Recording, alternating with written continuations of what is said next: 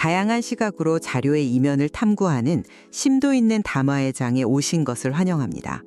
오늘 저희가 깊게 들여다볼 주제는 최근 결승 2차전을 앞두고 그 어느 때보다 뜨거운 논란의 중심에 서 있는 현상입니다.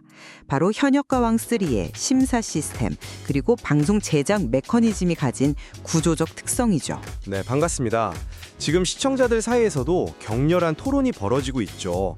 특정 참가자들에게 유리하게 작용하는 보이지 않는 손이 있는 것 아니냐, 이런 의혹들이 쏟아지고 있는데요. 맞습니다. 그래서 저는 오늘 이 현상들이 단순한 오디션 쇼의 해프닝이나 잡음을 넘어서 경쟁의 공정성이라는 근간을 흔드는 제도적, 구조적 편향성을 명백히 드러내고 있다는 입장에서 논의를 열어보려 합니다. 저는 방금 말씀하신 그 구조적 편향성이라는 프레임에 대해서 조금 다른 시각으로 접근해 보려고 합니다. 우리가 오디션 프로그램을 볼 때 흔히 놓치는 것이 이 포맷이 필연적으로 마주해야 하는 대중성 평가의 한계거든요. 저는 이 심사 방식이나 방송 연출이 어떤 악의적인 조작이라기보다는 무분별한 팬덤 화력 싸움이 낳을 수 있는 맹점을 보완하기 위한 현실적인 장치라고 봅니다. 오늘 저는 이 선택과 집중이라는 방송 콘텐츠 제작의 현실적 틀 안에서 논란들을 해석해 보겠습니다. 좋습니다. 그러면 제 입장을 조금 더 구체적으로 밝히고 본격적인 이야기를 시작해 보죠. 우리가 흔히 오디션이라고 하면 출발선이 같고 오직 무대 위에서의 실력만으로 공정하게 겨루는 것을 기대하잖아요. 그런데 최근 불거진 일련의 논란들을 종합해 보면 과연 이게 동등한 조건인가 하는 강한 의구심이 듭니다. 특히 10대의 참가자들을 향한 평가와 방송의 편집 과정을 보면 이제 이미 제작진과 연예인 판정단이 원하는 어떤 특정 결론, 즉 이상적인 탑7의 그림을 미리 그려놓고 그것을 도출하기 위해 시스템을 도구로 사용하고 있다는 인상을 지울 수가 없거든요. 시스템을 도구로 사용한다, 그건 너무 나아간 해석 아닐까요? 글쎄요, 대중의 압도적인 지지를 단번에 무력화시킬 수 있는 1200점이라는 거대한 마스터 점수, 그리고 유래를 찾기 힘든 탑9이라는 기형적인 구조까지, 저는 이것들이 경쟁의 룰 자체가 이미 기울어져 있다는 것을 보여주는 명백한 징후들이라고 봅니다. 저는 그 기울어진 운동장이라는 전제 자체를 다시 생각해 보아야 한다고 봅니다. 1200점이라는 마스터 점수가 표면적으로 거대해 보이고 대중의 뜻을 억누르는 것처럼 보일 수는 있습니다. 하지만 한국의 트롯 오디션 역사를 조금만 되짚어 보면 그 이유가 아주 명확해집니다. 거대한 팬덤을 보유한 특정 참가자가 생방송 문자 투표를 독식해서 무대의 질이나 가창의 완성도와는 무관하게 철저히 인기 투표로만 우승자가 결정되는 사례들을 우리는 여러 번 목격해 왔거든요. 그러니까 대중의 뜻을 견제하겠다는 말씀이시죠? 그렇죠. 홍지윤, 솔지, 차지연 같은 참가자들이 마스터들의 선택을 받아 높은 순위에 오르는 것은 그들이 오랜 시간 다져온 가창력과 무대 장악력이 전문가의 시선에서 그만큼 높은 가치를 인정받았기 때문입니다. 시청률과 화제성을 견인하면서도 현역이라는 타이틀에 걸맞은 프로페셔널을 선발해야 하는 쇼 프로그램에서 이를 거대한 조작이나 편향으로 규정하는 것은 방송 제작의 복잡성을 너무 단순화한 해석입니다. 마스터 점수가 일종의 안전장치라는 말씀이시군요. 팬덤 화력 대결을 막기 위한 필수적인 견제구라는 점은 100번 양보해서 이해해 보겠습니다. 그렇다면 그 방어막이 과연 공정하게 작동하고 있는가를 따져봐야겠죠. 여기서 우리의 첫 번째 핵심 논점인 1200점 마스터 점수와 대중평가의 괴리에 대해 이야기해 볼까요? 이수연 양의 사례를 한번 보시죠. 관객 심사와 작곡가 심사에서 당당히 1위를 차지했습니다. 대중의 마음도 움직였고 곡을 직접 만드는 창작자에게도 최고의 평가를 받았다는 뜻이거든요. 네, 그날 무대가 훌륭하긴 했죠. 그런데 정작 연예인 판정단으로부터는 최하위권 점수를 받았습니다. 반면에 시청자들에게 지속적으로 실력에 대한 혹평을 받아온 일부 성인 참가자들, 예를 들어 홍자나 금잔디 씨 같은 분들은 마스터 점수의 방어를 든든하게 받으며 높은 순위를 유지하고 있습니다. 솔직히 말해서 이게 과연 대중의 맹점을 보완하는 전문가의 냉정한 평가라고 볼 수 있을까요? 오히려 대중의 지지를 받는 10대 참가자를 억누르고 제작진이 선호하는 기성 가수들로 탑7을 채우기 위해 1200점이라는 제도를 악용하는 것 아닙니까? 그 부분은 제가 좀 명확히 짚고 넘어가고 싶네요. 방금 작곡가 심사와 관객 심사에서 1위를 했다는 점을 강조하셨는데 평가의 주체마다 보는 기준이 완전히 다르다는 걸 간과하신 겁니다. 관객들은 현장의 분위기나 그날 무대가 주는 일시적인 감동 혹은 참가자의 서사에 크게 반응합니다. 작곡가는 자신의 곡을 얼마나 맛깔나게 소화했는가, 즉 곡 해석력에 방점을 두죠. 하지만 마스터들의 역할은 다릅니다. 이들은 이 가수가 앞으로 1년, 2년이 아니라 장기적인 현역 프로로서 활동할 때 필요한 보컬의 기술적 완성도, 발성, 위기 대처 능력 등을 종합적으로 봅니다. 이수연 양의 무대가 그날 훌륭했을지라도 마스터들이 성인 기성 가수들에게 더 높은 점수를 주었다면 그것은 단 한 번의 무대 실수나 대중의 순간적인 여론에 흔들리지 않고 그들이 수년간 쌓아온 가창의 기본기를 평가한 겁니다. 기본기요. 아니 수년간 쌓아온 커리어를 기준으로 평가할 거라면 애초에 경연을 왜 합니까? 그냥 연말 시상식을 하면 되죠. 오디션이라는 포맷 안에서 시청자들이 기대하는 것은 현재 무대에서의 퍼포먼스에 대한 공정한 채점입니다. 경연을 할 필요가 없는 것이 아니라 이미 현역으로 활동 중인 프로들을 모아놓은 현역광이라는 프로그램의 정체성을 생각해야 한다는 겁니다. 아마추어 발굴 오디션이 아니잖아요.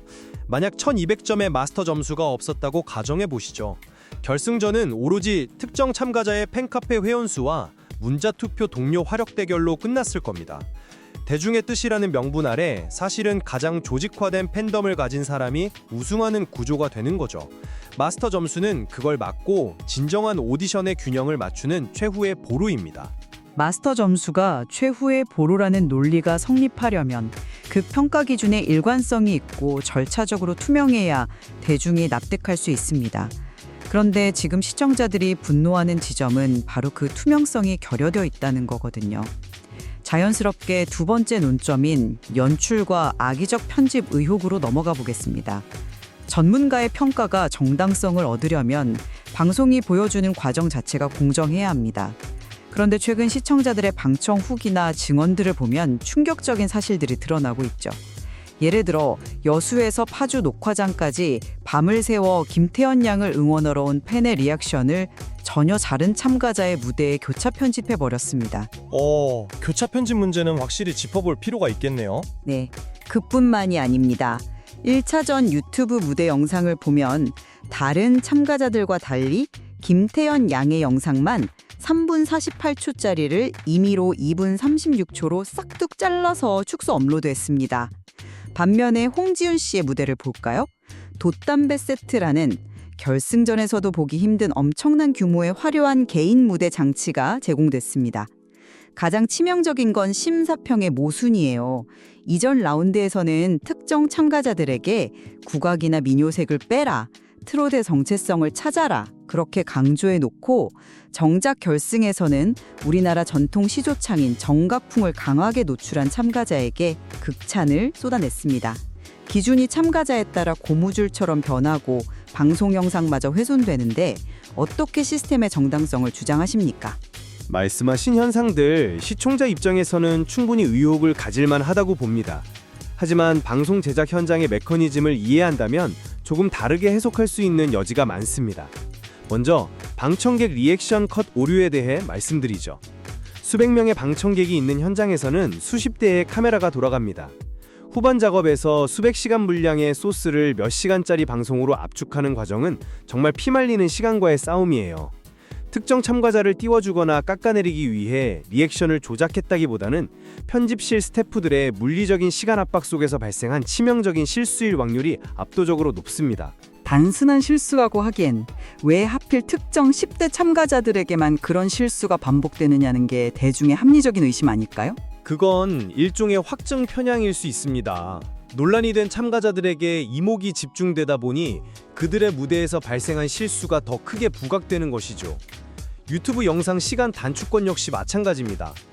곡의 전개 방식, 방송 총 분량의 배분, 혹은 저작권 관련된 기술적 이슈 등 방송 외부적인 요인이 개입되었을 가능성을 전혀 배제할 수 없습니다. 그리고 돛담배 세트에 대해 특혜라고 하셨는데 쇼 프로그램에서 무대 연출은 참가자가 선택한 곡의 콘셉트를 극대화하기 위한 연출진의 당연한 지원입니다. 정가라는 장르적 특성상 웅장하고 시각적인 장치가 필요했던 것이지 누군가를 편파적으로 밀어주기 위한 거대한 조작 프레임으로 엮는 것은 지나친 비약입니다. 그럼 심사평의 모순에 대해서는 어떻게 생각하십니까? 국악색을 빼라고 했다가 정가풍에 극찬을 한 부분 말입니다. 예술적 평가는 수학 공식이 아니라는 점을 간과할 수 없죠. 이전 라운드에서 국악색을 빼라고 조언했던 것은 트롯이라는 장르의 기본기를 먼저 증명하라는 의미였을 겁니다. 그리고 참가자가 그 조언을 받아들여 고민한 끝에 단순히 전통 국악을 부르는 것을 넘어 대중음악과 정가를 절묘하게 크로스오버한 무대를 선보였다면 그 진화와 곡 해석 능력을 평가하는 것은 마스터 고유의 권한이자 영역입니다. 기준이 바뀐 게 아니라 참가자가 보여준 예술적 스펙트럼의 확장에 대해 박수를 보낸 것으로 봐야 합당하겠죠. 그 방송의 불가피성과 예술적 탄가의 자율성이라는 논리가 참 흥미로운데요. 제가 납득하기 어려운 이유는 방금 말씀하신 그 유연하고 관대한 잣대가 유독 성인 특정 참가자들에게만 적용되고 10대 참가자들에게는 참 가혹하게 작용하고 있다는 점입니다. 여기서 우리의 세 번째 논점으로 넘어가 보죠. 바로 10대 참가자들의 대우와 상업적 활용에 대한 부분입니다. 이번 시즌의 결과를 보면 정말 기이합니다. 탑 10까지 뽑아놓고 유일하게 빈 예서양 단 한 명만을 탈락시켜서 탑 9을 만들었습니다. 오디션 역사상 9위까지 합격시키는 이런 기형적인 구조가 있었나요? 빈예서 양의 아버지가 큰 충격으로 체중이 6kg나 빠졌음에도 불구하고 팬들에게 다른 팬덤에 밀리지 않게 서울 콘서트에 와서 응원해달라고 호소해야만 하는 이 잔인한 현실, 이것이 현 시스템이 만든 결과물입니다. 빈 예서영의 탈락은 분명 많은 팬들에게 안타까운 일입니다. 하지만 오디션이라는 제 말씀을 조금만 더 이어가겠습니다. 더 기가 막힌 현상이 있습니다. 방송에서 탈락 위기에 처해 눈물을 펑펑 흘리는 이수연 양과 김태현 양의 모습이 나간 직후 비하인드 영상 구역이나 광고 시간에 이 아이들을 효도 선물하기라는 명목의 스폰서 광고 모델로 내세웠습니다. 경연의 메인 서사에서는 철저히 배제하고 소외시키면서 이 아이들이 가진 팬덤의 막강한 구매력은 상업적으로 철저히 착취하고 있는 겁니다. 앞서 말씀하신 그 현역으로서의 동등한 대우가 과연 이런 건가요? 무대 위에서는 어리다고 연륜이 부족하다고 밀어내면서 자본을 창출할 때는 10대들의 스타성에 철저히 기대는 이 모순을 어떻게 설명하시겠습니까? 저는 그 현상을 철저히 미디어 시장의 비즈니스 논리와 프로의 세계라는 관점에서 다르게 해석합니다. 우선 빈예서 양의 탈락에 대해 말씀드리면 오디션이라는 링 위에 올라온 이상 성인이든 10대든 나이표를 떼고 동등한 현역 프로 가수로 평가받는 것이 진정한 의미의 공정성입니다. 어린 참가자라고 해서 심사 기준을 낮추거는 탑10에 억지로 끼워 맞추는 배려를 한다면 그것이야말로 다른 성인 참가자들에 대한 심각한 역차별이 될 수 있습니다. 억지로 끼워 맞추라는 게 아니라 왜 굳이 한 명만 떨어뜨리는 기형적인 탑9을 만들었냐는 지적입니다. 그건 점수 집계와 컷오프 기준에 따라 자연스럽게 발생한 결과일 수 있죠. 오히려 탑10에 올라 전국 투어 콘서트라는 거대한 무대에 참여하게 되었다는 것 자체가 그 나이 때 가수로서는 상상하기 힘든 엄청난 성과입니다. 비록 결승 타이틀 밖으로 밀려났다고 해서 그것을 참담한 실패나 시스템의 희생양으로 규정할 필요는 전혀 없고요. 그리고 말씀하신 광고 송출권을 착취라고 표현하셨는데 저는 전혀 동의하지 않습니다. 방송 직후 두 학생의 광고가 프라임타임에 붙었다는 것은 무엇을 의미할까요? 역설적으로 20대 참가자들이 현재 방송 시장에서 얼마나 강력한 스타성과 상업적 가치를 인정받고 있는지를 보여주는 가장 확실한 지표입니다. 자본주의 미디어 시장에서 광고주가 그들을 모델로 발탁했다는 것은 철저한 비즈니스 논리이며 그들에게는 엄청난 경력과 자본의 축적을 의미합니다. 이것을 착취로 보는 것은 비즈니스의 생리를 너무 감정적으로만 바라보는 겁니다. 오디션 프로그램이 그들에게 제공한 엄청난 기회의 결과물로 보아야죠. 비즈니스 논리라는 말씀 참 뼈아프게 들리면서도 현실적이군요.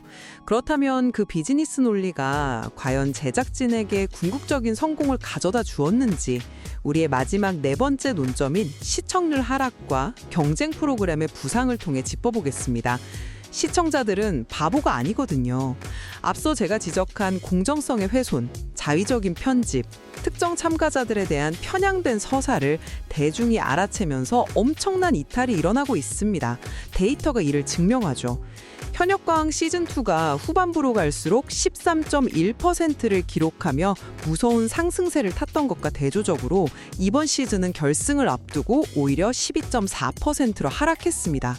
더 뼈아픈 건 경쟁 시장의 반응입니다. 현재 방영 중인 경쟁 프로그램 무명전설의 부상을 보십시오. 무명전설의 유튜브 평균 조회수는 최고 21만 회까지 치솟고 있습니다. 반면 현역과학3 화력은 처참합니다. 홍지윤 씨만 높을 뿐 논란이 된 성인 참가자들인 금잔디, 홍자, 강혜연 씨의 영상은 각각 한 자릿수 만 단위에 머물러 있죠. 시청자들의 차가운 외면과 신뢰 상실이 수치로 나타나고 있는 겁니다. 결국 이런 편향된 기획과 논란들이 현역과학4의 제작마저 불투명하게 만들고 있다는 분석이 지배적입니다. 시청률의 변동이나 경쟁작의 약진을 오로지 공정성 논란 때문이라고 단정짓는 것은 현재 미디어 생태계를 너무 단편적으로 읽어내는 겁니다. 지금의 미디어 시장은 훨씬 역동적입니다. 무명전설이라는 새로운 포맷이 신선함을 주며 약진하는 것은 자연스러운 트렌드의 변화이자 시청자들의 파이 나누기일 뿐 그것이 현역과학3의 구조적 몰락을 의미하진 않습니다. 오히려 저는 지금 쏟아지는 이 막대한 논란들, 방청객들의 항의, 팬덤 간의 격렬한 반응, 심지어 비내서양 아버님의 입장문까지 나오는 이 모든 소음 자체가 프로그램이 가진 거대한 파급력과 화제성을 역설적으로 증명하고 있다고 봅니다. 시청률이 소폭 하락했다고는 하나 요즘 같은 다매체 시대에 12.4%라는 두 자릿수의 시청층을 콘크리트처럼 유지하고 있다는 것 자체가 엄청난 성공입니다. 결승 2차전을 앞두고 형성된 이 극도의 긴장감과 갈등 구조는 쇼 프로그램의 역학으로 볼 때 시청자들의 몰입도와 투표 참여율을 최고조로 끌어올리는 가장 강력한 동력이 되거든요. 이곳을 몰락이나 실패로 해석하는 건 지나치게 비관적인 시각입니다. 화제성이라는 이름으로 모든 논란을 덮을 수는 있는지, 과연 이 갈등이 건강한 몰입도인지 아니면 시청자들의 분노로 인한 피로감인지는 최종 결승전의 결과와 이후 열릴 전국 투어 콘서트의 흥행 성적이 증명해 줄 것이라 생각합니다. 자, 이제 오늘 논의를 조금씩 정리해 볼 시간이 된 것 같군요. 오늘 우리는 현역과학3의 결승전을 앞두고 나타난 다양한 현상과 그 이면의 메커니즘을 치열하게 분석해 보았습니다. 제 입장을 다시 한번 요약하자면 1200점이라는 마스터 점수가 오디션의 본질인 대중의 지지를 억누르는 도구로 변질되었다는 점을 지적했습니다. 또한 무대 연출과 영상 편집에서 발견되는 자의성이 10대 참가자들에게 불리하게 작용하고 있으며 이들을 무대 서사에서는 배제하면서도 상업적으로는 소비하려는 행태가 시스템의 구조적 결함과 경쟁의 공정성 상실을 여실히 보여주고 있다고 강조하고 싶습니다. 네, 저 역시 오늘 이 열띤 토론을 통해 제 입장을 갈무리하겠습니다. 저는 오디션 프로그램이 단순히 팬덤 화력에 의존하는 인기 투표로 전락하는 것을 막기 위해 마스터 점수와 같은 전문적인 견제 장치가 반드시 필요하다고 주장했습니다. 방송 제작 과정에서 발생하는 편집의 특수성이나 무대 연출의 차등을 거대한 조작 프레임으로 해석하기보다는 대중성과 전문성을 끊임없이 저울질하며 최고의 화제성을 만들어내야 하는 치열한 쇼 포맷에 피할 수 없는 현실로 이해해야 한다는 점을 덧붙였습니다. 흥미롭게도 우리가 시스템의 공정성이라는 주제를 두고 이렇게 첨예하게 대립하는 와중에도 한 가지 깊이 동의하고 끄덕일 수 있는 지점이 있었습니다. 바로 빈예서, 이수연, 김태연 양 등 이번 시즌에 참가한 10대 가수들이 보여준 그야말로 경이로운 역량입니다. 정말 박수받아 마땅합니다. 방송의 룰 안에서 어떤 평가를 받았든 간에 그들의 재능 자체는 의심할 여지가 없죠. 그렇습니다. 그리고 결국 이 오디션 쇼 안에서 매겨지는 순위나 타이틀을 떠나서 이 참가자들이 앞으로 수개월 동안 관객들과 직접 눈을 맞추고 호흡하게 될 탑10 전국 투어 콘서트라는 실질적인 무대가 이들의 음악 인생에서 방송 결과보다 훨씬 더 중요하고 값진 자양분이 될 것이라는 점에도 저희 둘 다 깊이 공감했습니다. 전적으로 동의합니다. 방송이라는 한정된 틀 안에서 주어진 결과보다 현장에서 대중과 직접 교감하며 진정한 프로 가수로 성장해 나가는 그 과정이 참가자들에게는 진짜 시작이자 가장 중요한 평가의 장이 될 테니까요. 맞습니다. 청취자 여러분, 오늘 저희의 대화 어떻게 들으셨습니까? 과연 마스터 중심의 이 강력한 심사 시스템이 맹목적인 팬덤의 인기 투표를 견제하는 정당하고 필수적인 안전 장치일까요? 아니면 대중의 뜻을 교묘하게 가로막고 제작진의 입맛대로 결과를 만들어내는 불투명한 권력의 행사일까요? 방송이 보여주는 연출과 편집의 차이는 쇼의 완성도와 몰입도를 높이기 위한 현실적이고 합리적인 선택일까요? 아니면 특정 참가자들에게 혜택을 주고 결과를 유도하기 위한 편향된 시선일까요? 오늘 저희가 다각도로 제시한 이 복잡한 관점들을 바탕으로 여러분 스스로 원 자료와 방송이 보여주는 이면을 깊이 있게 탐구하며 각자의 결론을 내려보시기를 권합니다. 지적 호기심을 멈추지 않는 여러분의 날카로운 시선을 기대하며 오늘의 담화를 여기서 마칩니다. 끝까지 함께해 주셔서 감사합니다.